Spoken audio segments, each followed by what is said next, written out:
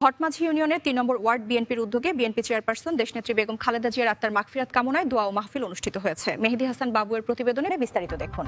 ঘটমাঝি ইউনিয়নের ৩ নম্বর ওয়ার্ড বিএনপির উদ্যোগে বিএনপি চেয়ারপারসন দেশনেত্রী বেগম খালেদা জিয়ার আত্মার মাগফিরাত কামনায় দোয়া ও মাহফিল অনুষ্ঠিত হয়েছে। শনিবার বিকেলে স্থানীয়ভাবে আয়োজিত এ দোয়া মাহফিলে বিএনপি ও অঙ্গ সংগঠনের নেতাকর্মী সহ সর্বস্তরের মানুষ অংশগ্রহণ করেন। অনুষ্ঠানের আগে স্বেচ্ছাসেবক দল মাদারীপুর জেলার শিক্ষা বিষয়ক সম্পাদক মোহাম্মদ এনামুল খানের নেতৃত্বে একটি বিশাল মিছিল বের করা হয়।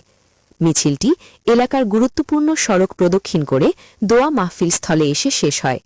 এ সময় নেতাকর্মীরা বিভিন্ন স্লোগানের রাজপথ মুখরিত করে তোলে।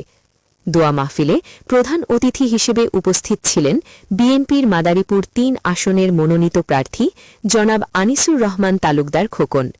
তিনি তার বক্তব্যে দেশনেত্রী বেগম খালেদা জিয়ার অবদানের কথা স্মরণ করে বলেন, গণতন্ত্র পুনরুদ্ধারে তার ত্যাগ ও সংগ্রাম ইতিহাসে স্মরণীয় হয়ে থাকবে। তিনি নেতাকর্মীদের ঐক্যবদ্ধ থেকে দলের আন্দোলন সংগ্রাম জোরদার করার আহ্বান জানান। অনুষ্ঠানে আরও উপস্থিত ছিলেন স্থানীয় বিএনপি ও অঙ্গ সংগঠনের নেতৃবৃন্দ। শেষে দেশনেত্রী বেগম খালেদা জিয়ার আত্মার মাগফিরাত কামনা করে বিশেষ দোয়া ও মোনাজাত পরিচালনা করা হয়। দোয়া মাহফিল শেষে শান্তিপূর্ণ পরিবেশে অনুষ্ঠানের সমাপ্তি ঘটে। মেহেদী হাসান বাবু, দৈনিক ভোরের আলাপ, কালকিনি।